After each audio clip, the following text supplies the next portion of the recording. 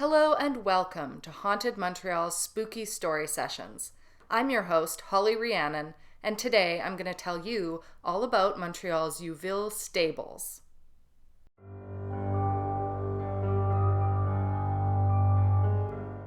Tucked into the heart of Old Montreal, the Youville Stables is a handsome complex that dates back to 1827. Originally built as a warehouse on the hospital grounds of the Grey Nuns, the building has taken on many lives over the centuries. Today, it's home to Gibby's restaurant, a high-end steakhouse known as the best in the city. But not everyone who visits comes for the food. Some say the courtyard outside is haunted. They've seen a man sitting alone on a bench, quietly reading a book. He doesn't make a move until someone gets too close. That's when he looks up, visibly irritated, locking eyes with the intruder. And then just like that, he vanishes.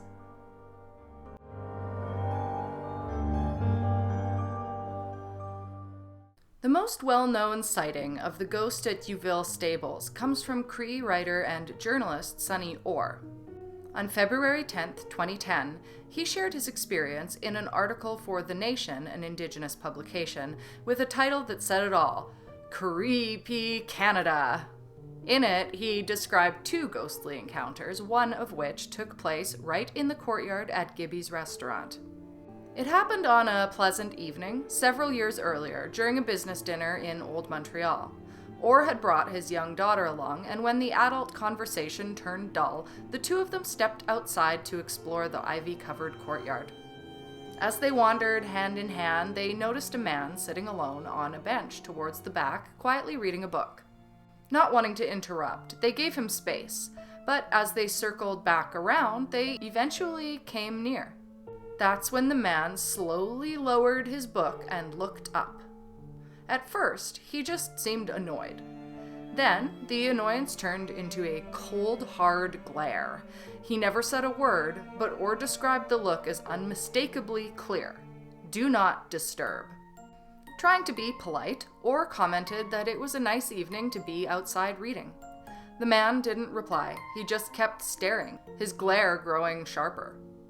Unnerved, the pair walked away, but just before heading back inside, Orr looked over his shoulder one last time. The man was gone. Years later, while watching an episode of Creepy Canada about haunted places in Old Montreal, Orr felt a chill run down his spine. He realized what he and his daughter had seen that night wasn't just a rude stranger, it was a ghost. Sonny Orr's story isn't the only strange encounter tied to the Youville Stables.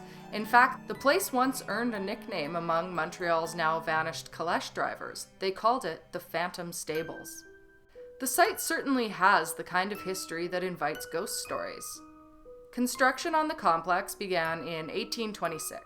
At the time, potash inspector Jean Bouthillier had already spent 2 decades working out of a wooden shed on land he rented from the Grey Nuns.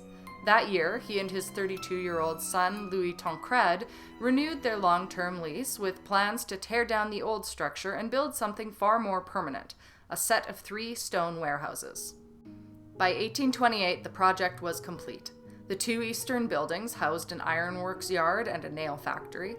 The western warehouse became the new home for the Bouthillier family's potash inspection business. The design of the complex was striking. Built in a horseshoe shape, much like the monastic buildings common in the area, the warehouses followed neoclassical traditions, with cut stone facades, œil de boeuf windows, pediments, and corner quoins. It was the kind of architecture that reflected both wealth and stability. At the center of the complex was something rare for the time, a private garden. In the 1820s, most green spaces in what we now call Old Montreal were reserved for the elite, powerful priests, wealthy merchants, and influential citizens. For Jean Bouthillier, creating a quiet courtyard oasis in the heart of his warehouses was a mark of pride. It was a place to relax, to entertain, and to escape the noise of the growing city around him. This garden also became a setting for long, thoughtful conversations between father and son. Jean often spoke to Louis Tancred about ambition and opportunity, encouraging him to pursue education and invest wisely. In those moments, under the trees and surrounded by stone, he painted a vision of a future where hard work and good connections could open doors to a better life. In 1832, Jean Bouthillier passed away. His death hit Louis Tancred hard, but along with the grief came a significant inheritance. He received 75% of the property and warehouse complex, while the remaining 25% went to his father's brother-in-law, Pierre de Rastel de Rocheblave. Louis Tancred put his share of the inheritance to work. He purchased several new properties in and around Montreal, including a farm at Côte Sainte-Catherine. The following year, he began building a large 2-story brick home on the land.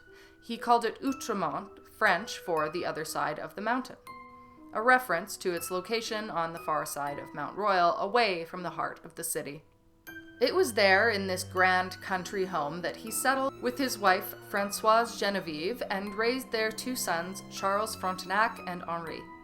But even as his life shifted towards the quiet of the countryside, Louis Tancred never turned his back on the old complex in Old Montreal.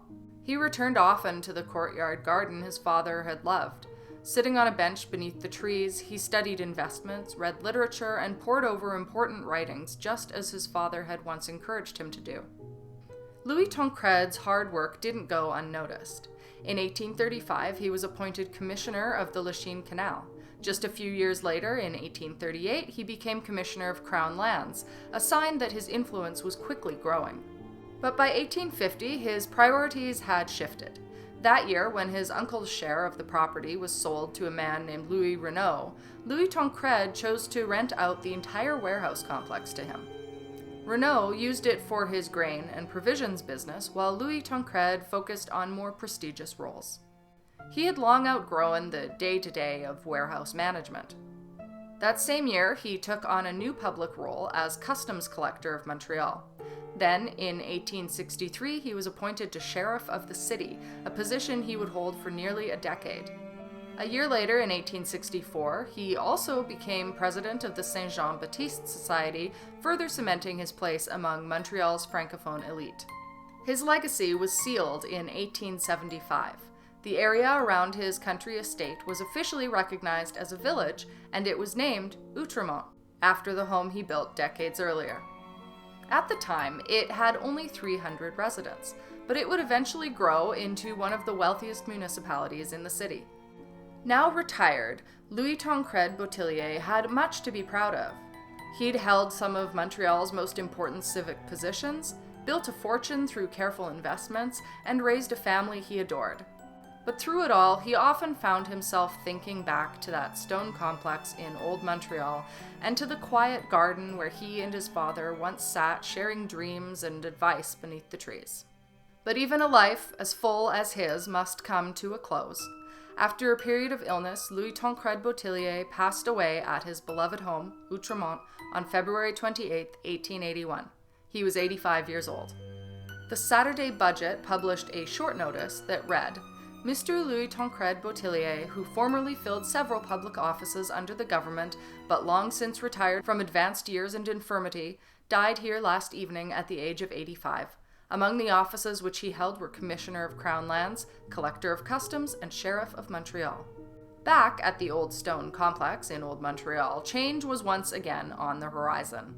In 1869, the Grey Nuns decided to reclaim control of the property and managed it themselves for nearly a century. But by the mid-20th century, the era of monastic ownership had come to an end. The land and buildings were eventually sold to a real estate developer called Écurie Youville Limité. In 1967, the company launched a major restoration project under the guidance of architect Giannis Warren-Kluix. The complex was rebranded Écurie Youville, or Youville Stables. A curious name, considering the property had never actually housed horses or any other animals. Still, the name stuck, and so did the charm of the place. In 1972, Gilbert Gibby Rosenberg was so taken with the restored site that he chose it as the location for the second branch of his restaurant, Gibby's. He had opened the original in Saint-Sauveur 3 years earlier with 2 business partners. Known for its upscale steak and seafood, Gibby's quickly became a staple of Montreal's dining scene. Food critic Leslie Chesterman even described it as arguably Montreal's most popular restaurant. But not everyone visits Gibby's for its food. Many believe that the ghost, sometimes seen on a bench there, silent, brooding, and holding a book, might be none other than Louis Tancred Bouthillier himself. After all, he spent years returning to the garden oasis seeking peace and inspiration in the very spot where he once shared dreams with his father. And as many ghost stories suggest, the dead don't always return to the places where they suffered. Sometimes they come back to the places they loved most. That being said, not everyone believes that the ghost in the courtyard is Louis Tancred Bouthillier. Some suggest it might be someone even older, someone tied to Montreal's earliest days. One name that comes up often is François Dollier de Casson, the city's first historian. On August 28, 2008, travel writer Norman Goldman published a piece on the blog Boots and All, one-stop indie travel guide, titled A Summer Walk into Montreal's Early Years Under French Rule. In it, he wrote, "If you are in Montreal on a sunny weekend summer day, and if you want to hear and perhaps see the ghosts of early Montreal, take a walk through Old Montreal. The best time to embark on this venture is very early in the day on a Saturday or Sunday, where you may encounter Monsieur Dollier de Casson, Father Superior of the Séminaire de Montréal and perhaps Canada's first town planner." François Dollier de Casson was a towering figure in the early history of Ville-Marie as Montreal was then known. Born in France in 1636 to a wealthy family with military roots, he served 3 years in the French army before deciding to enter the priesthood. After joining the Sulpician order, he was sent to New France, a mission he reportedly accepted with some reluctance. He arrived in Quebec in 1666, where he was appointed military chaplain to Prouville de Tracy, a commander leading a brutal campaign against the Mohawk nation, whose territory the French sought to seize. Dollier de Casson continued to work as both missionary and explorer, eventually rising to become superior of the Sulpicians in 1671. His influence reached far beyond the church. He helped shape Montreal's religious architecture, served as vicar general of the Diocese of Quebec, and ordered the very first street survey of what we now call Old Montreal. He was also one of the driving forces behind the first and ultimately unsuccessful attempt to dig the Lachine Canal in 1689. Though Dollier de Casson is best remembered as a religious leader and city planner, he also made a name for himself as Montreal's first historian. He wrote Histoire du Montréal 1640 to 1672, a detailed chronicle of the city's early years. Intriguingly, in his official portrait, Dollier de Casson is depicted holding a book, a detail that fuels the theory that he may be the ghost seen today in the Youville Stables courtyard. But the connections run deeper than just a fondness for reading. Remarkably, Dollier de Casson also wrote about supernatural events in the colony. In one account, he described a mysterious phantom ship that appeared in Montreal's harbor on a foggy day. The colonists debated whether it was real, but before anyone could confirm, it vanished without making contact. Another tale involved a blood-soaked handkerchief that could speak and even convert people to Catholicism. And then there's the chilling story of Jean Saint-Père, a notary whose severed head reportedly haunted a group of Oneida warriors after they killed him. Dollier de Casson died in 1701 at the age of 65 at the seminary in Montreal. Some believe he loved the colony so deeply that his spirit chose never to leave. And now for a brief interlude.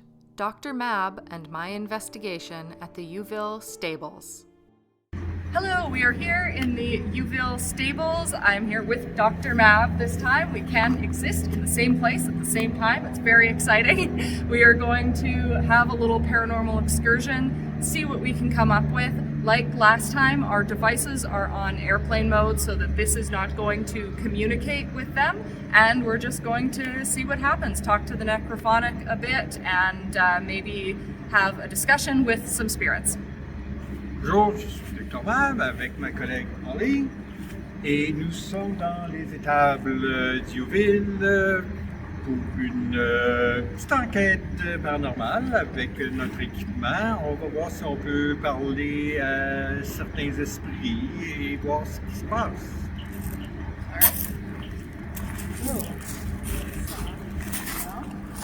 It's a little bit noisy here. Un peu péculier, en effet.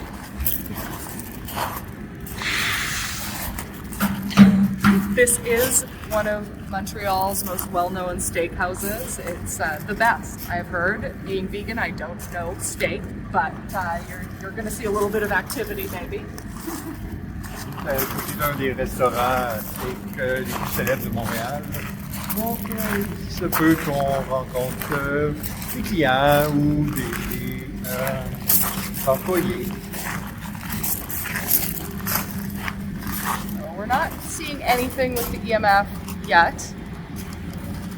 And also we want to be aware that there could be, again, Wi-Fi, electricity going on in this building. So I am going to be careful to sort of see what is reacting and stay away from something that's an obvious interference. We only want to speak with the spirits. Pour le détecteur électromagnétique, il faut faire attention aux interférences parce qu'on sait qu'il y a de l'électricité des fils électriques qui passent ici et là. Donc, on veut parler aux esprits et non aux électriciens.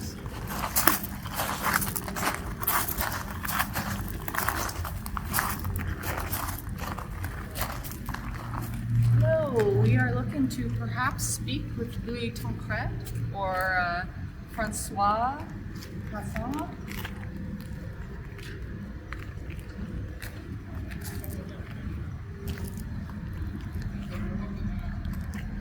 Now, I personally believe it's more likely that it's Louis Tancred who is here, given that it was his family who built these buildings. I think it makes a little more sense, but you never know. La famille de Louis Tancred ayant construit ces anciennes étables, il y a des bonnes chances que s'il y a un fantôme, ça va être lui ou son père. Jean. So we would also be interested in speaking with Francois Dollier-de-Casson if he is present, or anyone else who might be here. It does seem very quiet on the EMF front. On va laisser le détecteur de champ électromagnétique sur le célèbre banc. Et pour l'instant, ne montre rien. So this is the infamous bench. We have an EMF set up here that you built that completely, right? No, just Took it apart, unbuilt it. We'll be rebuilding it? Yes. Yes. So we've had that EMF sitting there in case our reader appears. And I think this is where we are going to sit to speak with our necrophonic and see how that goes. So far, still silent. This is going to be interesting this time, I think, because last time I am not French, so there was some potential French conversation coming through that may have been better if you were there to respond to it. So I would like to go back there at some point. La dernière investigation, enquête, Holly était seule, sans locuteur français, donc ça a un peu limité les conversations potentielles. Il faudrait donc qu'on y retourne ensemble un jour. That almost sounded like something. Hello, do we have anyone here with us today? Allô, est-ce qu'il y a quelqu'un?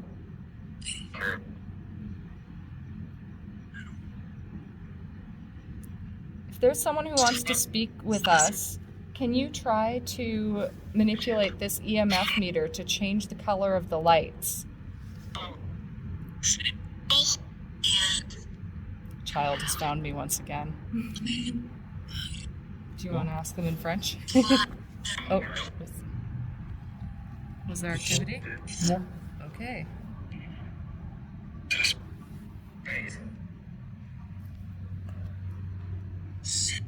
Do you prefer to speak en français? If you like, you can manipulate those lights to let us know. Est-ce que vous préférez en français?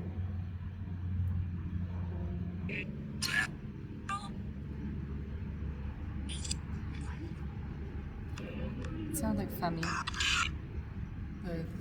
The female voice, it sounded almost famille?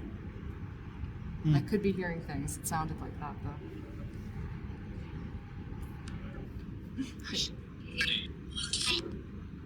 Could you give us a clear name who we might be speaking to? Just one. Est-ce qu'on peut avoir un nom?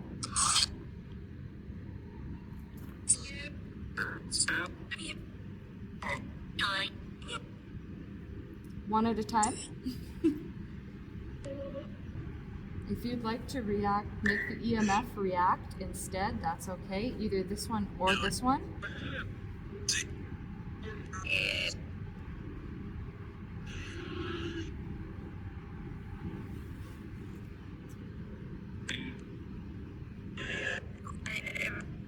One thing about this location in the story is how clear it is that this ghost wants to be left alone.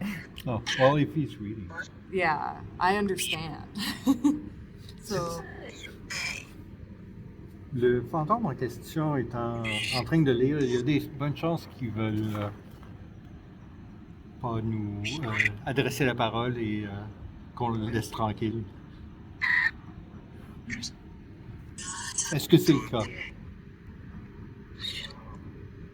so I would understand. I would understand if we get absolutely nothing out of this. Est-ce que vous voulez qu'on s'en aille? Manipuler les lumières, si c'est le cas. What? Vous?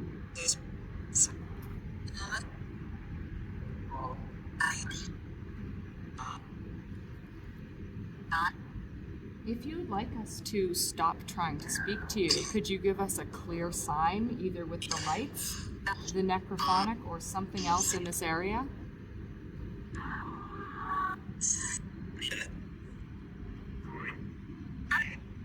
Just say leave. It sounded like a leave or we.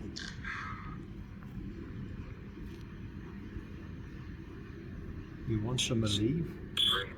Yeah, maybe that's it.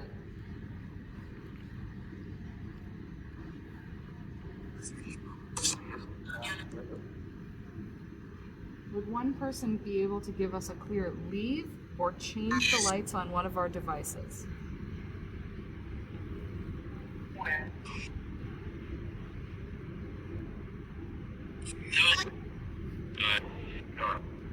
No? Now, if it's Francois, and he was this historian and active member of the city, he could be a ghost that moves around and may not even be here right now. So I have to say that this courtyard feels very just sort of calm and pristine, and I don't know, it doesn't have that vibe of a really haunted spot, do you know? Yeah. Oh, except for that tree. Somebody died around that tree. Yeah? Yeah.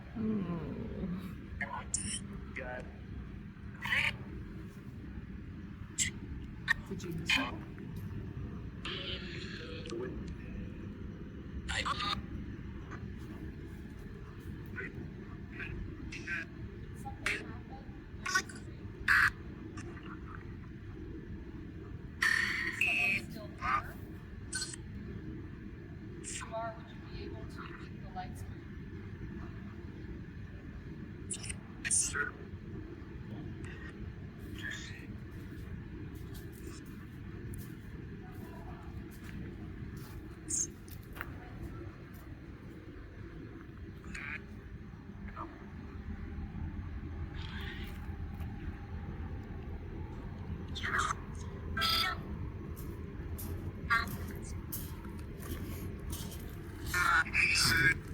Very silent.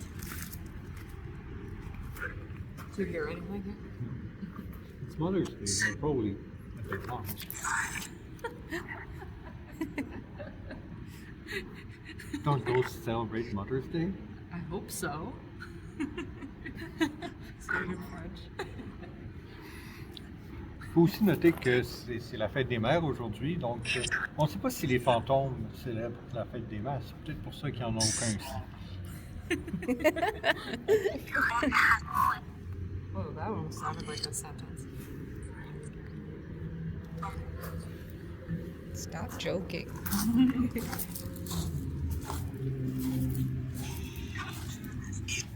Now, this is the thing, right? There's always a risk with these investigations that you're going to get absolutely nothing.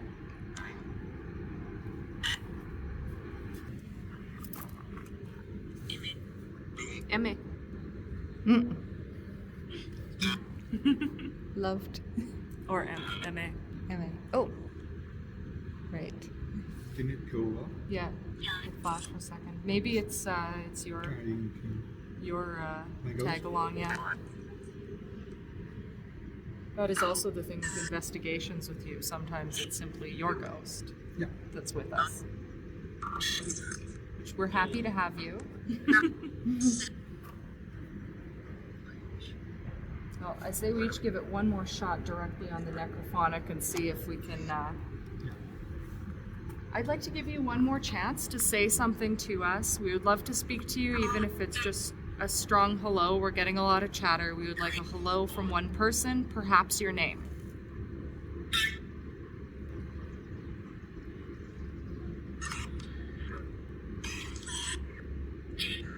Jean? Jean? Jean? Jean? Est-ce qu'on parle à Jean?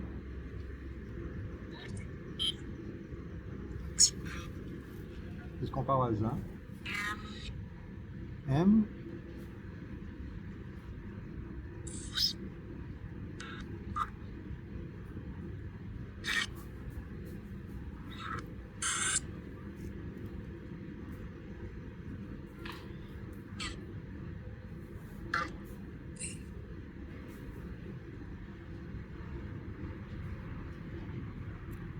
The other thing with this place is it's populated in a way, it's kind of active. Yeah. And also I don't think it's one of the more well-known ghost tales. So whoever is here, if they are still here, they might not be used to talking at all. And it could be a matter of coming here later and in the dark, like when there aren't as many people active around here, and really sitting and being patient with them. Peut-être qu'il faut qu'on attende longtemps avant, parce qu'ils ne sont pas habitués à avoir des gens qui essaient de communiquer avec eux. Donc c'est peut-être une question de rester tranquille ici après le coucher du soleil et attendre longtemps. Mais comme on peut voir, il y a toujours du monde jusqu'à la fermeture du restaurant. Well, people are coming in the courtyard now, so if there is anyone here, we may come back sometime since we haven't got a clear message, either positive or negative. So we may come back and say hi to you and speak a bit more then.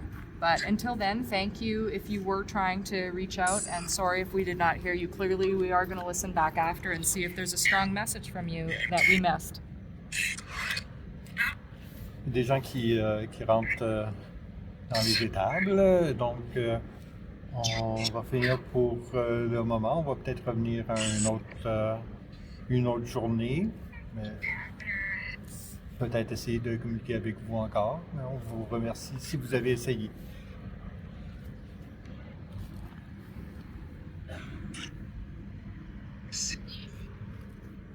So, who is the ghost on the bench?